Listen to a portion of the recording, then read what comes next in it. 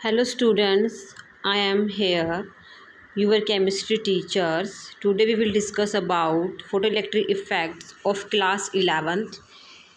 Photoelectric effects आप पहले भी रीड कर चुके हो छोटे क्लासेस में। आज हम फोटोइलेक्ट्रिक इफ़ेक्ट को थोड़ा डिटेल स्टडी करेंगे। ठीक है, इसकी ऑब्जर्वेशंस क्या क्या निकल कर आई थी और ये क्या होता है। ठीक है, इसमें हम यहाँ पर डायग्राम देख रहे हैं, तो ये हमारा फोटोइलेक्ट्रिक इफ़ेक्ट्स का डायग्राम है। तो ये हमारे पास एक चैम्बर्स होता है। ठीक है, जो ये दिखाया हुआ है ये हमारा एक वैक्यूम चैम्बर्स है। इसके अंदर ये एक मेटल की सरफेस है, ये इस तरह से बनाई हुई है मेटल की एक सरफेस है। जो हम यहाँ पर मेटल की सरफेस लेंगे वो क्लीन सरफेस होनी चाहिए, क्योंकि अगर इस पर डस्ट पार्टिकल्स वगैरह होंगे तो हमें वो डिज़ायर रिजल्ट नहीं मिलेगा। ठीक है, तो यहाँ पर जो हमारी कोई भी लाइट इसके ऊपर फॉल करेगी इस तरह से। ठीक है, ये लाइट यहाँ इस मेटल के सरफेस के ऊपर स्ट्राइक करने के बाद यहाँ से इसमें से इलेक्ट्रॉन्स निकलेंगे, और वो जो इलेक्ट्रॉन्स है ये डिटेक्टर यहाँ पे मेजर्स करेगा। यहाँ पे सब पूरा कनेक्शन बनाया हुआ है इसका वैक्यूम चैम्बर का, और वो हम नोट कर लेते हैं that measures there the kinetic energy. तो ये जो यहाँ पर है, ये जो इलेक्ट्रॉन्स यहाँ पर निकल कर आ रहे हैं, ठीक है, डिटेक्टर जो इसको डिटेक्ट करेगा वो यहाँ पर इसकी काइनेटिक एनर्जी को मेज़र करेगा। ठीक है, वो कितनी होगी। तो देखो यहाँ पर डायग्राम आपने एक बार देख लिया है, एक बार आप दोबारा भी यहाँ पे देख सकते हो। ये हमारा मेटल सरफेस है, मेटल सरफेस है। यहाँ पे इसके ऊपर लाइट फॉल कर रही है, इस लाइट से इलेक्ट्रॉन अमिट कर रहे हैं। इस अमिट इलेक्ट्रॉन्स को डिटेक्टर मेजर करता है। क्या मेजर करता है, इनकी काइनेटिक एनर्जी क्या क्या होगी। ठीक है, तो उसमें कौन कौन से फैक्टर्स के ऊपर डिपेंड करेंगे वो हम यहाँ पे डिस्कस करेंगे। देखो ये हर्ट्ज ने ये 1887 में discover that when a beam of light, उसकी सर्टेन फ्रीक्वेंसी होगी, strikes the surface of the some metals, electrons are emitted, electrons उसमें से निकलेंगे। ठीक है, फ्रॉम द मेटल सरफेस। जो ये हमारे पास मेटल सरफेस था, इस मेटल सरफेस में से इलेक्ट्रॉन्स निकलेंगे। The phenomenon is called the photo electric effect. इसको हम क्या बोलते हैं, फोटो इलेक्ट्रिक इफेक्ट। फोटो का मतलब क्या था, यहाँ पे फोटोन मतलब फोटोन लाइट। ठीक है, लाइट से रिलेटेड है ये, और यहाँ पे इलेक्ट्रॉन्स का एमिशंस होता है, इसलिए इसका नाम क्या पड़ा है, फोटो इलेक्ट्रिक इफेक्ट। अब देखो इसके अंदर जो हमारे पास ऑब्जर्वेशंस है वो क्या क्या निकल कर आई है। Only photons of light of certain minimum frequency, जिसको हम क्या बोलते हैं, थ्रेशोल्ड फ्रीक्वेंसी। मतलब मान लो ये हमारा मेटल सरफेस है। ठीक है, अब इसमें जो मिनिमम रिक्वायरमेंट है फ्रीक्वेंसी, मतलब जैसे मान लो मेरे को 2 चाहिए मिनिमम, या 3 चाहिए मिनिमम, मतलब जितनी रिक्वायरमेंट है उसको हम क्या बोलेंगे, थ्रेशोल्ड फ्रीक्वेंसी बोलेंगे। जितनी रिक्वायरमेंट है हमें फ्रीक्वेंसी की, इसको हम वी नोट से रिप्रेजेंट करेंगे। Can cause the photo electric effect. अगर मान लो मैंने कहा अभी मेरे पास 5 होनी चाहिए, अगर 5 से कम है तो वो फोटो इलेक्ट्रिक इफेक्ट शो नहीं करेगा। मिनिमम मेरी रिक्वायरमेंट कितनी है, 5 से कितनी भी ज़्यादा हो सकती है। तो the value of V naught is different for the different metals, different metal के लिए डिफरेंट होएगी। सेकेंड पॉइंट में क्या बोल रहा है, the kinetic energy of the electron, मतलब जो इसके अंदर से इलेक्ट्रॉन्स निकल रहे हैं उसकी जो हम काइनेटिक एनर्जी की बात करेंगे, is directly proportional to the frequency of the striking photons. जो यहाँ पे मान लो ये फोटोन्स हैं। ठीक है, इसको मैं दोबारा बनाती हूँ। ये मान लो ये मेरा मेटल का सरफेस है। ठीक है, इसके ऊपर ये लाइट फॉल कर रही, यहाँ से मेरा इलेक्ट्रॉन्स रिमूव हो रहा है। तो इसके अंदर जो काइनेटिक एनर्जी है वो क्या करेगी, डायरेक्टली प्रोपोर्शनल किसकी होएगी, जो ये हमारी फोटोन की जो फ्रीक्वेंसी है उसके ऊपर डिपेंड करेगी। और ये इसकी इंटेंसिटी, जो हम इंटेंसिटी बोलते हैं भी, कितनी इसकी थिकनेस वगैरह कैसे होगी, वो इसके ऊपर डिपेंड नहीं करती। ठीक है, जो काइनेटिक एनर्जी है इंसिडेंट लाइट की फ्रीक्वेंसी के ऊपर डिपेंड करेगी, बट जो उसकी इंटेंसिटी के ऊपर क्या होती है, इंडिपेंडेंट होती है। थर्ड पॉइंट इसके अंदर हमारे पास क्या है, द नंबर ऑफ इलेक्ट्रॉन्स। ठीक है, दैट आर इजेक्टेड, मतलब ये जो मेटल सरफेस है, इस मेटल सरफेस से कितने इलेक्ट्रॉन निकल रहे हैं, ejected per second from the metal surface depend upon the intensity of the striking photons। ये जो मेटल सरफेस है इस मेटल सरफेस में से जो इलेक्ट्रॉन निकल रहे हैं वो किसके ऊपर डिपेंड करता है, intensity of the striking photons, उसकी इंटेंसिटी के ऊपर डिपेंड करेगा। अगर मान लो उसकी इंटेंसिटी ज़्यादा है तो हमारे पास इलेक्ट्रॉन्स ज़्यादा निकलेंगे, अगर उसकी इंटेंसिटी कम है तो इलेक्ट्रॉन्स हमारे कम एमिट होंगे। And naught upon their frequency, ये इसकी देखो जो काइनेटिक एनर्जी है वो तो हमारी फ्रीक्वेंसी के ऊपर डिपेंड करती है, लेकिन जो हमारे इलेक्ट्रॉन्स कितने एमिट होंगे कितने नहीं होंगे वो फ्रीक्वेंसी के ऊपर डिपेंड नहीं करते, वो हमारे किसके ऊपर डिपेंड करते हैं, इंटेंसिटी के ऊपर डिपेंड करते हैं। तो थर्ड पॉइंट हमारा ये था।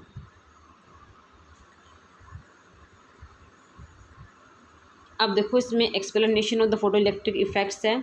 आइंस्टाइन ने इसको जो क्या फर्दर एक्सप्लेन किया, ठीक है, किसकी थ्योरी की हेल्प से, प्लैंक क्वांटम थ्योरी के अकॉर्डिंग, ठीक है, उसने इसको एक्सप्लेन किया। अब देखो इसके अंदर जो फर्स्ट पॉइंट है, फोटो इलेक्ट्रॉन्स आर इजेक्टेड, वो जो हमारे ये वाली मेटल सरफेस है ये इलेक्ट्रॉन हमारे कब निकलेंगे, जब उसको सर्टेन मिनिमम फ्रीक्वेंसी मिलेगी। जो मिनिमम फ्रीक्वेंसी को हमने नाम क्या दिया, थ्रेशोल्ड फ्रीक्वेंसी, क्या है वो, वी नोट। मैंने कहा ना अगर मान लो ये 5 है, 5 मिली तभी निकालेंगे, अगर 5 से कम है तो उसको नहीं निकालेंगे, ठीक है, तो तभी वो इलेक्ट्रॉन इसके अंदर से निकलेंगे, अदरवाइज ये नहीं निकलेंगे। तो ये इसके ऊपर डिपेंड करता है थ्रेशोल्ड फ्रीक्वेंसी के ऊपर। If the frequency of the incident light V is more, अगर वो जो ये मान लो मेरा मेटल सरफेस है इसकी जो फ्रीक्वेंसी वी है जो फॉल कर रही है, अगर ये ज़्यादा है किससे, थ्रेशोल्ड फ्रीक्वेंसी, मतलब मान लो रिक्वायरमेंट मेरी मिनिमम 5 की है और मेरे पास जो इसके ऊपर जो फॉल कर रही है वो मान लो 10 की है, तो ये मेरी ज़्यादा है ना, ये मान लो मेरा वी नोट है और ये मेरी इंसिडेंट लाइट है वी है, ये ज़्यादा है। थोड़ा सा मैं पेन का शार्पनेस बढ़ा लेती हूँ, ब्रश साइज इंक्रीज़ कर लेती हूँ।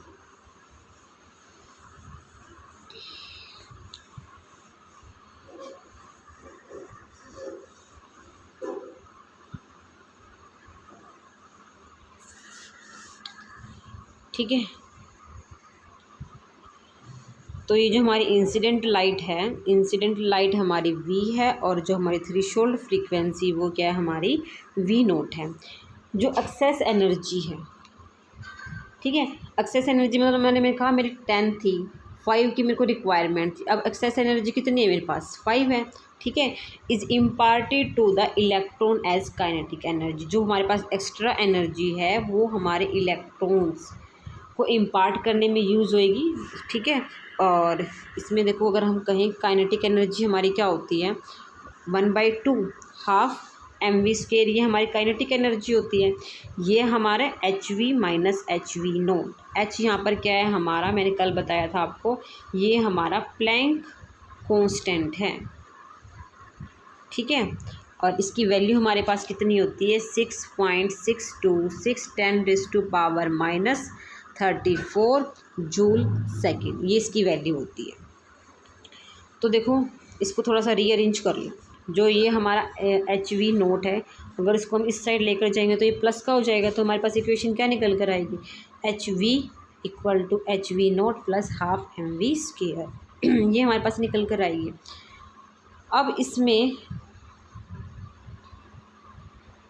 इसमें ना मेनली इसको ही करो, जो ये हमारी है ये ही तुम्हारे मेन है, ठीक है, इसको ही आप ध्यान रखो। ये हमारा HV नोट को इसने W नोट से रिप्रेजेंट कर दिया और बाकी इसमें कुछ भी नहीं है।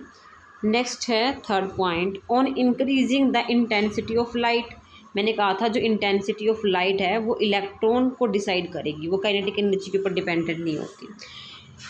तो more electrons are rejected but the energy of the electrons are not altered, मतलब उसकी जो इलेक्ट्रॉन कितने निकले हैं, 4 निकल रहे हैं, 5 निकल रहे हैं, 1000 निकल रहे हैं, कितने निकल रहे हैं वो इसमें पर डिपेंड करेगा, बट जो इलेक्ट्रॉन की जो एनर्जी है ना वो हमेशा फिक्स रहेगी, उसमें कोई चेंज नहीं आएगा, ठीक है, जो काइनेटिक एनर्जी की हम बात कर रहे थे।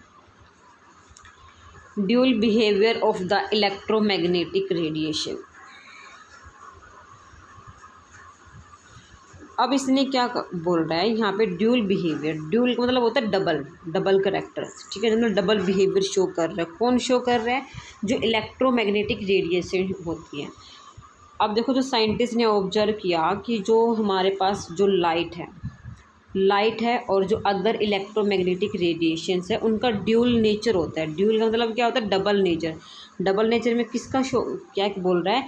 एक तो ये वेव नेचर हो सकता है या फिर वो पार्टिकल का नेचर हो सकता है। वेव नेचर में इस तरह से हो जाएगा, या फिर वो पार्टिकल का जो हमने कोई भी पार्टिकल लिया है उसके अकॉर्डिंग वो बिहेव शो करे।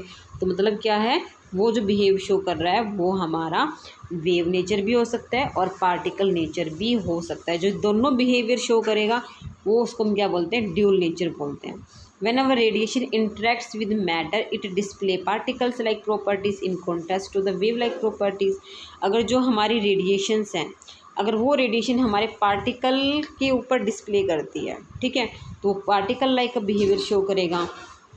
और अगर हमारे पास कोई माइक्रोस्कोपिक पार्टिकल्स है लाइक इलेक्ट्रॉन्स वगैरह हैं, ये दोनों बिहेवियर शो करते हैं, ठीक है। तो कौन कौन सा? वेव पार्टिकल ड्यूलिटी का बिहेवियर शो करेंगे। मतलब जो इलेक्ट्रॉन्स हैं वो वेव की तरह भी बिहेव करेंगे और पार्टिकल्स की तरह भी बिहेव करेंगे। नेक्स्ट है हमारा line spectrum of the hydrogen. जो ये हमारा लाइन स्पेक्ट्रम है, ये आप ध्यान रखना, ये सिर्फ हाइड्रोजन के लिए ही एप्लीकेबल है या फिर जिसके अंदर हमारे पास 1 इलेक्ट्रॉन प्रेजेंट होगा। देखो हमारा हाइड्रोजन है ना, हाइड्रोजन का एटॉमिक नंबर होता है 1, ठीक है। तो ये सिर्फ उसी के लिए ही एप्लीकेबल है, तो ये उसी के लिए एप्लीकेबल है, मतलब जिसके अंदर हमारे पास 1 इलेक्ट्रॉन प्रेजेंट होएगा। जैसे मान लो मेरे पास हीलियम है, ठीक है, He है, इसके अंदर 2 होते हैं। अगर मैं इसको लिख दूँ He पॉजिटिव तो इसके लिए एप्लीकेबल है, लेकिन ये हीलियम के लिए एप्लीकेबल नहीं है। जिसके अंदर इलेक्ट्रॉन्स 1 प्रेजेंट होगा वही जो क्या स्पेक्ट्रम शो करेगा। इसीलिए हम क्या बोलते हैं? Line spectrum of the hydrogen. अब देखो, when electric discharge is pass through hydrogen gas enclosed in A discharge tube, ठीक है।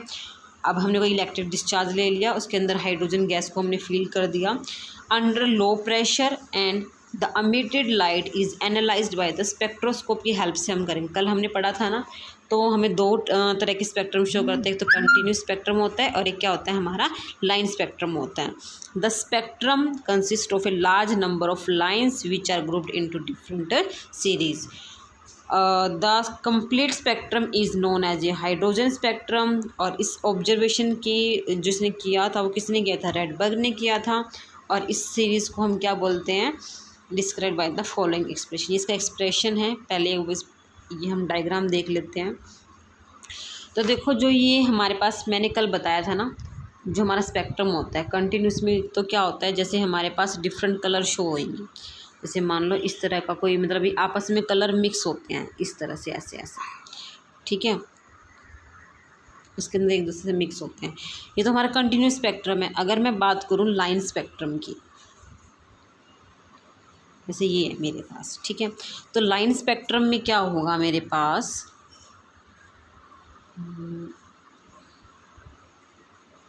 जैसे मैंने ये लाइंस हैं, ठीक है, मेरे को ये डिफरेंट कलर्स की लाइन की फॉर्मेशंस हो रही है, ये लाइन, ठीक। तो ऐसे इसमें लाइन शो कर रहा है, जैसे ये लाइंस है, ये लाइंस हैं, ठीक है। तो ये जो लाइंस हैं इसको एक पैटर्न सा ऑब्टेंड होता है हमें, और इसीलिए इसको हम क्या बोलते हैं? हाइड्रोजन लाइन स्पेक्ट्रम बोलते हैं, क्योंकि इसमें हमें लाइन की फॉर्मेशन हो रही है। तो अब देखो, इसमें ना हाइड्रोजन की हमें एक तरह से 5 सीरीज़ मिलेंगी। आपने इनका नाम ध्यान रखना है। एक तो क्या होती है? Lemon, Balmer, Paschen, bracket, Puffin. ये एक सीरीज़ में कंटिन्यूटी में आपने इसी सीरीज़ में याद रखना है। फर्स्ट नंबर पे लेमन, फिर बामर, पास्चन, ब्रैकेट, पफन, सबसे लास्ट में कौन से आएंगे? पफन्स आएंगे, ठीक है। तो अब देखो, अगर हम इसकी रेंज बताने, मतलब कौन से रीजन में फॉल करता है, ये जो हमारा लेमन सीरीज़ है ये अल्ट्रावायलेट में, बामर विजिबल में, और बाकी जो तीनों बच गई वो इंफ्रारेड में। एक इंफ्रारेड, फार इंफ्रारेड, इस तरह से ये लाई करती है। तो आपने ये ध्यान रखना है, जो फर्स्ट है यूवी, फिर visible and then infrared spectrum region में शो करेगा। अब इसके लिए ना उसने रेडबर्ग ने इक्वेशन दी, ठीक है, और इसी के नाम से जो ये हमारे पास वैल्यू है, जो ये वाली वैल्यूज़ है, इसका क्या नाम दिया? Rydberg constant for the hydrogen, ये इसने इसको नाम दिया था। इसकी वैल्यूज़ ये फिक्स होती है। तो ये हमारे पास वी बार है। वी बार मैंने बताया था क्या होता है? वेव नंबर होता है। ये वेव नंबर निकालने का फार्मूला हमारे पास क्या आया? 677 1/n1 का स्क्वायर माइनस 1/n2 का स्क्वायर। तो ये हमारे पास निकल कर आया। ठीक है, अब यहाँ पे n1 n2 क्या है, ये हमारे पास नंबर ऑफ़ इंटीजर्स हैं। यहाँ पे इसकी जो वैल्यूज़ है हम आगे डिस्कस करेंगे, कैसे क्या रखनी है कैसे क्या नहीं, यहाँ पे हम डिस्कस करेंगे। ठीक है, तो जो ये रेडबर्ग्स है इसने हमें कैलकुलेशंस बताई, किस किस की बताई थी उसने, एक तो वेवलेंथ निकालने के लिए और एक वेव नंबर। वेवलेंथ को हम लैम्डा से रिप्रेजेंट करते हैं और वेव नंबर को वी बार से रिप्रेजेंट करते हैं। Different series of hydrogen spectrum उसने बताया। इक्वेशन को हम क्या बोलेंगे, रेडबर्ग फार्मूला या फिर रेडबर्ग इक्वेशंस का हम इसको नाम देंगे। ये है जैसे हमारे पास,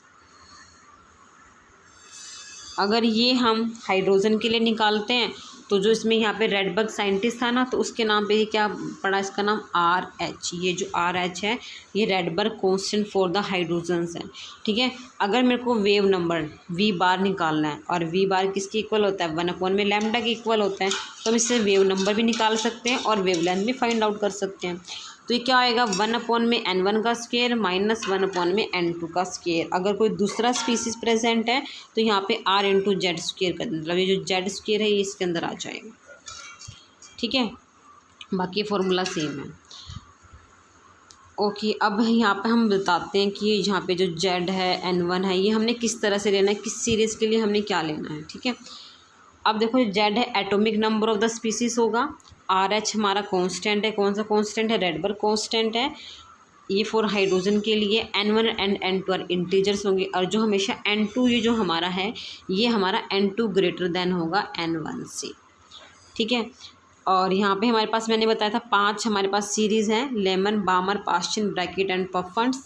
ठीक है, तो ये देखो फर्स्ट जो लेमन सीरीज़ है यहाँ पे n1 की देखो, यहाँ पे हमारे पास न्यूमेरिकल होंगे, न्यूमेरिकल में वो बताएगा भाई ये लेमन सीरीज़ है या बामर सीरीज़ है, उसके अकॉर्डिंग यहाँ पे जो हमारे पास न्यूमेरिकल है ना ये यहाँ पे उसके अकॉर्डिंग हमने n की वैल्यू रखनी है इन दोनों में। अगर वो बोलेगा बामर लेमन सीरीज़ है तो यहाँ पे n1 की वैल्यू मेरी हमेशा 1 होगी, चाहे वो दे चाहे ना दे। ठीक है, n2 की वैल्यू क्या हो जाएगी 2 3 4 5 6, इस तरह से आप कहीं तक भी जा सकते हो। फिर देखो इस तरह से नंबर ही चेंज हो जाए, n1 की वैल्यू फिक्स है लेकिन n2 की वैल्यू यहाँ पे चेंज करती रहेगी। जैसे हमारे पास बामर है n2 की वैल्यू 2, n1 की वैल्यू सॉरी, पास्चन के लिए n1 3, ब्रैकेट के लिए n1 4, पफन के लिए n1 5। ठीक है, अब देखो अब ये तो मेरे पास फिक्स हो गया n2 की वैल्यू, अगर ये 1 से स्टार्ट हो तो 2 3 4 5 इस तरह से हो गया, अगर 2 से स्टार्ट हो रहा है तो 3 4 5 6 4 5 6 7, अगर 4 से तो 5 6 7 8, इस तरह से इंक्रीज़ करता जाएगा। ये वाली जो मेरी वैल्यू है ये फिक्स है, और इसके बाद जो नेक्स्ट वाली वैल्यू हो जाएगी वो हमारी क्या हो जाएगी, n2 की वैल्यू हो जाएगी। तो ये अपनी ध्यान रखना है, क्वेश्चंस में आपको सीरीज़ का नाम बताएगा। मान लीजिए मेरे पास बामर सीरीज़ है तो मेरे लिए इसके लिए n1 जो होएगा वो क्या हो जाएगा 2 हो जाएगा। ठीक है, देखो ये तो हमारे लिए n1 याद रखना बहुत ईजी है, 1 2 3 4 5, बट ये जो हमें नाम्स है ना ये हमें एक सीरीज़ में याद होनी चाहिए तभी हमें समझ आएगा। ठीक है, तो इस तरह से आज